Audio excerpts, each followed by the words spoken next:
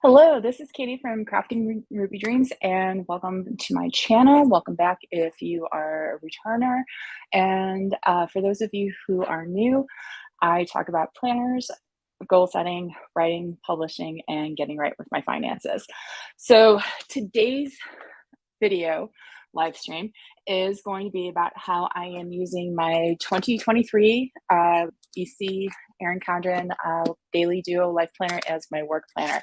So I do have my, oh no, these aren't my, these others I have are not my current work planner. Excuse me. And that is actually in my work bag. That is not sitting anywhere near me because I go back into the office on Tuesday. And so just as how I'm managing my work from home and work from the office hybrid work schedule is that I work Mondays and Tuesdays in the office and Wednesdays and Thursdays and Fridays from home. So when I close out of work on Fridays, since I do not work the weekend, I just pack up my bag for Monday right after I finish work on Fridays. And it's working okay so far. Obviously, this coming Monday for those who are not in the US, it is Memorial Day in the US and I am off work. So do not have to go into the office on Monday, but I do have to go in the office on Tuesday. So, and plus, the reason why I'm showing the 2023 planner rather than my current Daily Duo is because I've got work stuff in there. I don't want to show exactly my works, the details of my work stuff, but I can tell you how I'm using the Daily Duo for work. I have been using the Daily Duo since it launched in 2020 as my work planner. I like the daily aspect. One of the reasons I decided to go ahead and use it as my work planner rather than opposed to my whole life planner was because I do a lot of stuff past 7 p.m. and the Daily Duo hours only run from, let's see, let me pull this up, 6 a.m. to 7 p.m. There is another spot below 7 p.m., but I'm usually up and doing stuff until 11 p.m. That's when I try to go to bed, or at least get myself moving towards bed. I will say that if you have a schedule that is, say, third shift, you would have to redo the times for the Daily Duo. So that would be a bit frustrating. However, starting with the current academic year planner that they launched last summer for July 2021, they did make it so that each day has its own page, whereas the first year, the Saturday and Sunday was shared on one page. So if your schedule is mainly, I would say, first shift, possibly to a point second shift, you can use this and have a page for every single day of your schedule. So that is a plus, but yeah, if you're third shift, then maybe not so much.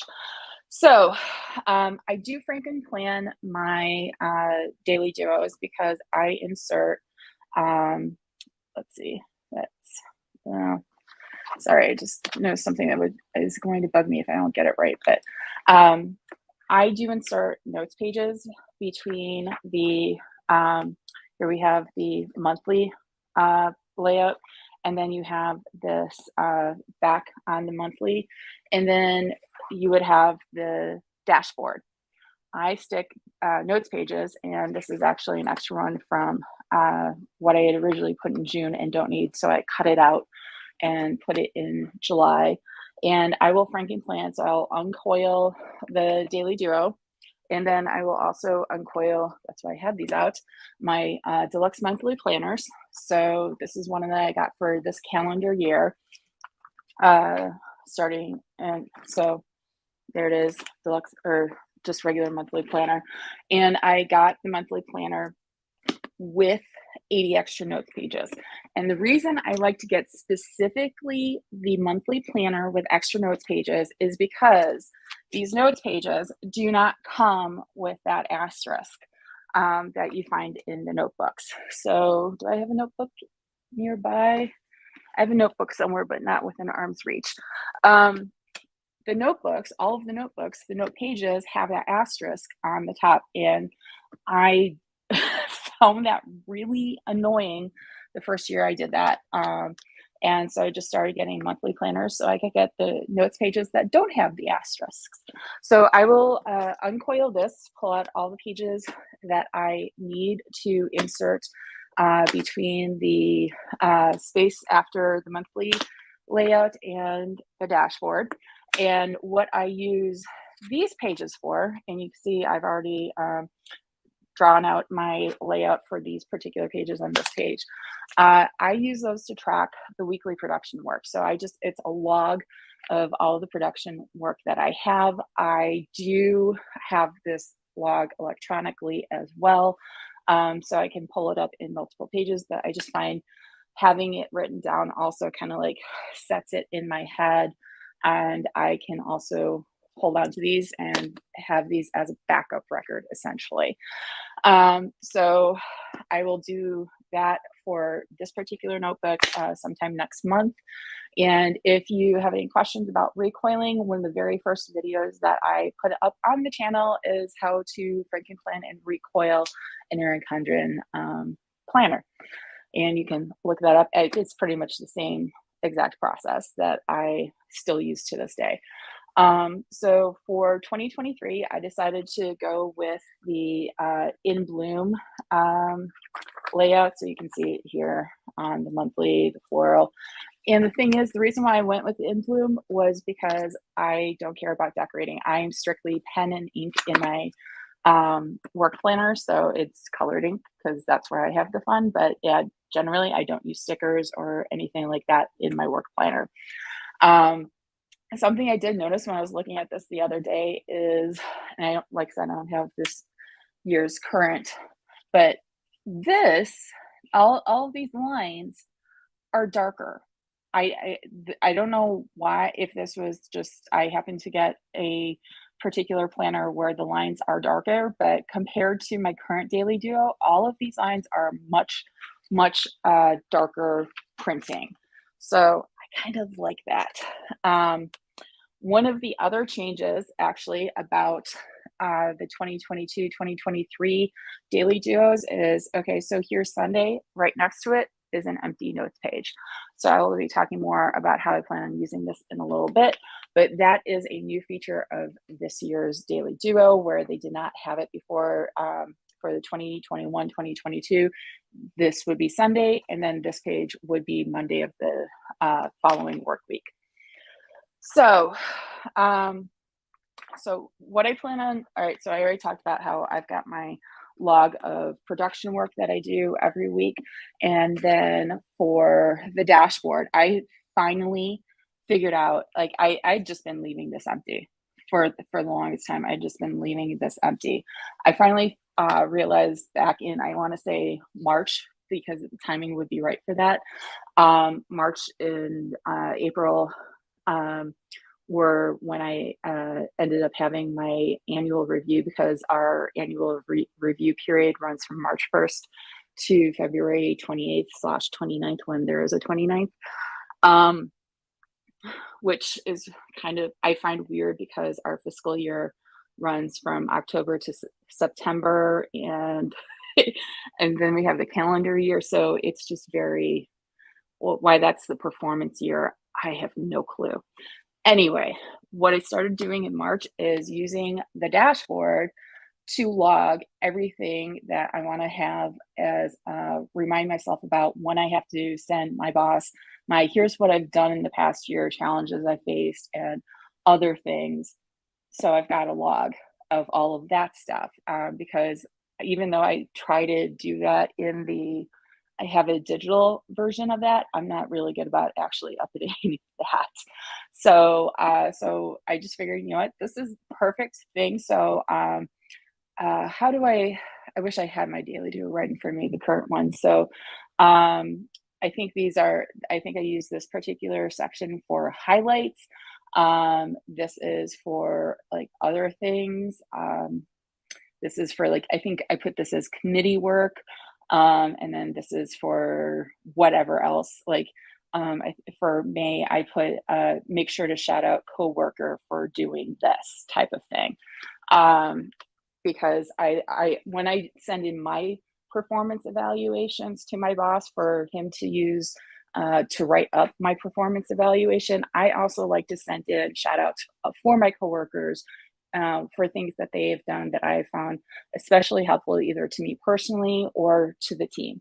That's just me. That's how I like to operate. So, yeah. So if you have the chance to do that, I highly recommend doing that because recognizing your coworkers for the good work that they do is a wonderful thing. All right. And then, so that's how I use the dashboard. So for a regular work week, what I will usually do is mark out my work day and I'll draw a line across a solid line across for the start of the workday and for the end of the workday, and then draw a line up and down to just indicate that that was my work time. And then I'll also draw lines, solid lines in a different color to remind myself, hey, this is your lunch break. How about you take that? Because I kind of started doing that at the start of the panini, and because I was forgetting to take my lunch breaks. I'm still not great at the office about leaving my desk to take my lunch break because I never did that before panini really, or if I did, it was very rare.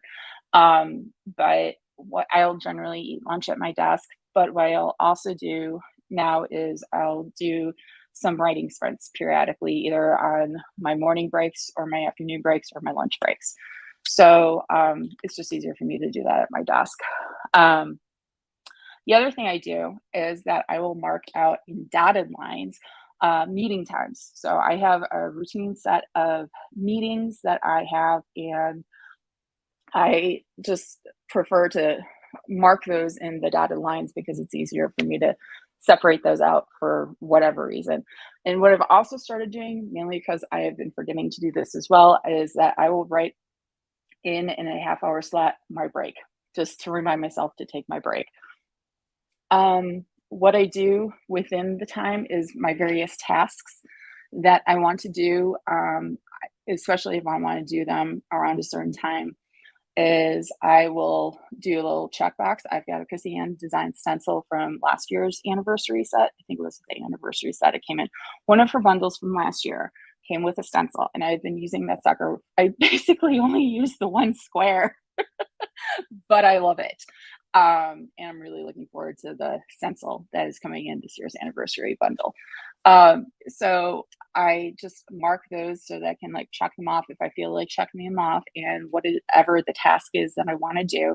I try to be cognizant about how much time it's going to take me to do, but this is something that I'm realizing is probably part of the ADHD, is something that's known as time blindness. I will either get wholly sucked into a task and just kind of like drill down and just lose track of time and just keep doing it until it gets done. That's something I pretty much either have always done, or I get distracted, really freaking distracted, and just takes me a long time to do that particular task.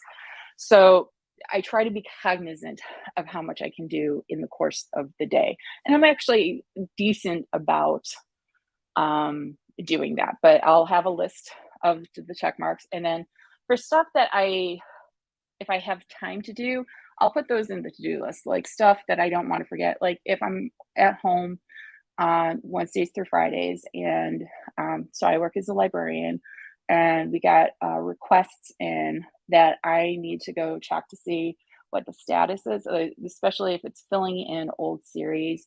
I currently cover sections that I did not cover prior to panini because one of my coworkers retired during the panini, and so she left a lot of hard copy books in the office, and we're now primarily, for the work that we do, working from ebooks. And so if it's filling in old series and I need to go check to see if we have the hard copy books on the shelves, I'll make a note of go check to see if we have the books by this author so that I don't forget it, and it's there. And what I am so that's how I use the course of the day. And what I will be using this page for is basically, so for this coming week, this is all of the work that I need to be doing. So I'll try to fill this out on Fridays once July starts. So that would be things like, don't forget you have these meetings. Don't forget that you have to do this part of the production work. You have these projects that you have to be working on on one committee where I have to read books for the committee work. So it's like, hey, don't forget, committee meeting's coming up and you haven't read the book yet, go read the book. So basically, this is just going to be like a don't forget, this is what you have coming up during the course of the week. So I'm really actually excited about this extra page for that reason. I knew exactly how I was going to use it as soon as it was announced. So yeah, I think that's actually pretty much it's pretty simple. And like I said, the reason I don't use it as a life planner is because these times only go to 7 p.m. Here, let me get that closer to the camera so you can see. And I've got a lot of stuff I needed to go down here. So if I'm going to break it up by time, and that's one of the reasons why I prefer MäksēLife, honestly, for my daily life, is because there are not times set in, and I just mark the times that are important, such as 8 a.m. I have this call that I'm on Monday through Friday, and from this time to this time is when I'm working the day job, and then at this other time is somebody's doing a planner live that I want to sit in on. Or there's these other self-development, writing development, professional development calls that I want to sit on. So I don't need to have the whole time blocking in that. I just need to remember those specific times. And then I can just have the big old to-do list of everything that I want to do during the course of the day. Again, that works better with the way the operating system that's installed in my brain. And just, so yeah, it is, this works well for me for the day job work.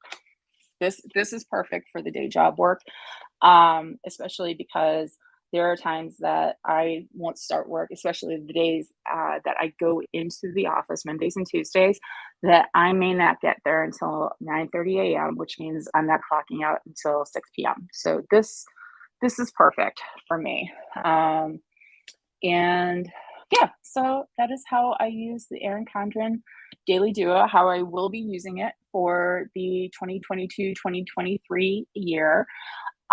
If you have any questions, please drop those in the comments. Coming up, I actually am going to be doing a live likely on Monday because HB90 for Q3, the boot camp, opens tomorrow on Sunday, May 29th. And so I will, since I'm off Monday, I will go ahead and do a live talking about how I've been doing with Q2, as well as if you have any questions, please bring them. I haven't set a time yet, so just keep an eye out on the channel for the time. Also, if you have questions for that, feel free to drop them in the comments of this video or send them to me as DMs on Instagram, where I am Crafting Ruby Dreams, no spaces. I will link that in the show notes too. So I'm happy to answer any questions. I'll probably even put a story up over the next couple of days for those who have questions over there that I will answer on the live on Monday. And then I am planning to be back on live next week because I'm liking doing these lives. Like I said many times so far, I like not editing. It's just making it so much easier to show up. But next week, I will be doing a haul of planner stuff that I have gotten in the last week or so, and what I'm supposed to have a delivery of something today, and I just ordered a couple more things, and supposed to have a couple more deliveries because I went on an emotional spending spree over the last few weeks. In fact, this is one of the things that I got from Neighborhood Fiber Co., which is a yarn store, a yarn supplier. So if you like yarn, whether knitting or crocheting, please check out Neighborhood Fiber Co. They're out of Baltimore. Protect your piece like you protect your stash. I saw that in their newsletter the other day. Could not hit buy fast enough, and it was here like the day after they shipped it up because I'm in DC, they're in Baltimore. It's really it's like walking over to your neighbors. It's really nice. But yeah, so keep an eye out for next week. Again, I don't know what time. The reason why I'm here on at 2 today is because I'm going to an in-person knitting group for the first time in over 2 years. So I'm doing that at 4, so I needed to leave some space for myself to be able to get over there. But yeah, like I said, drop me any questions that you have about the Erin Condren Daily Duo, or if you have questions about HB90 for the live on Monday or anything else. And I look forward to seeing you when I am back live here on my YouTube channel. So until then, may all your dreams be Ruby dreams. Bye-bye.